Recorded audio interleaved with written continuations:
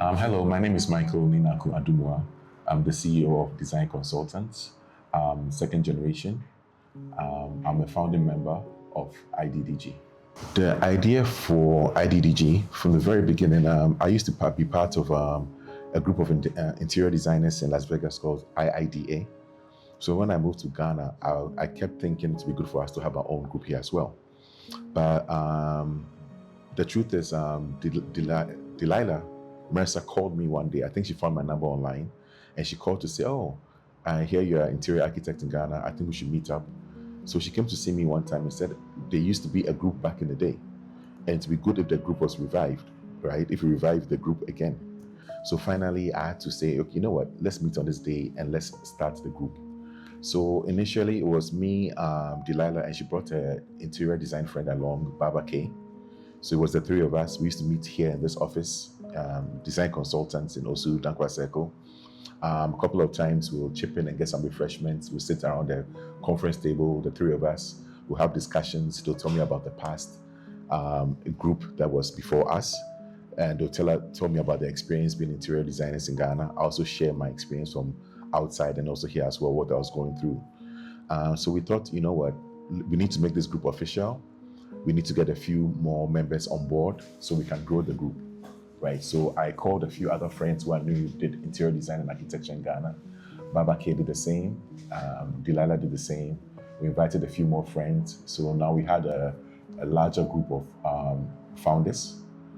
For me, it was about a group of like-minded designers coming together to socialize, to share our problems or whatever issues we're facing in the industry, and also to share resources.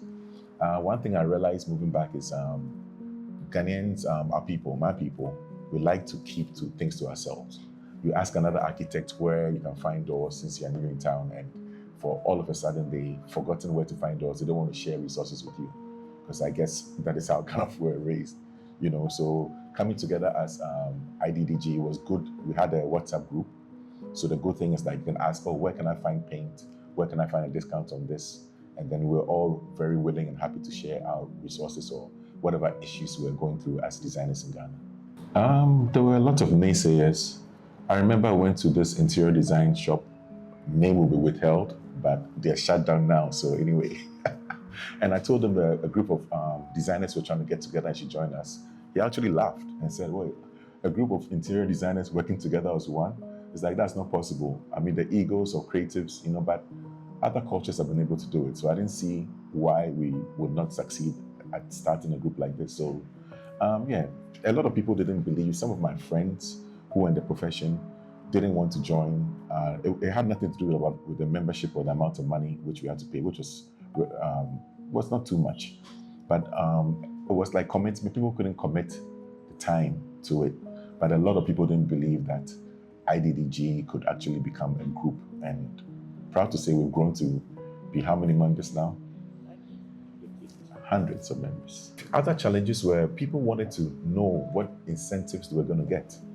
And at the beginning, we didn't quite know the real honest benefit from joining IDDG, except maybe you get a name tag, you get a t-shirt, you know, and you get exclusive. We started, it took us a while to get to the point where some of our suppliers were giving us discounts as IDDG members. But initially, a lot of people didn't see the point in joining because there was no real benefit. I guess when we had events and meetings and we saw a lot of people attend, I think the breaking point would have been the big events we had at La Villa Boutique, where we had the media come. And I mean, I was not part of the planning committee. So when I showed up, I was surprised that all these people were there. And I think it was a minister. I'm like, wow, we actually got a minister to come on board. This is pretty big now. So that's when it felt really real and official for me. Okay, so the story that really stays with me is when we started IDDG, we had a WhatsApp group. And whenever members had an issue, I'm the one everybody would call to say, this person did this person did that. They were a little bit rude to me. So we had a little bit of a generational clash. We had the older, I'll say the elderly interior designers, then we had the young interior designers.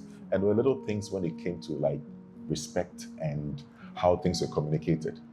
I quite remember sometimes when you post something in the group, we'll be called and be asked to take it down. So I posted a video of something that was interior design related, but it was humorous. At the end, there was a curse word, and I was called and asked to take it down. I'm like, I'm not taking it down, because naturally I curse when I talk. I talk to clients sometimes, and a curse word may slip out. It is what it is. So I remember I got called by 3 different designers to take it down. Like, no, I'm not taking it down. Take it or leave it. Because as designers, we should be free to communicate the way we communicate. I don't think it was a big deal, but that's the story that really stands out. I think being able to sign some of the major interior designers and architects and other related designers in Ghana, being able to sign on the suppliers. You know, I don't want to name drop now, but we have a lot of the major suppliers in Ghana when it comes to furniture, sanitary ware, building materials and stuff. As members of IDDG, they do have events in their showrooms that they invite us, or we collaborate with them sometimes on events. I think it's really major now. So I think that's a huge, huge success.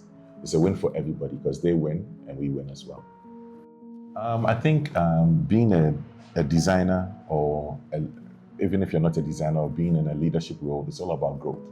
So I like to say, shake it to the max. I mean, quoting a Gen Z, I mean, we just have to keep moving things up, right? The designs you saw back in the day, it's not what we're doing now. Things have changed.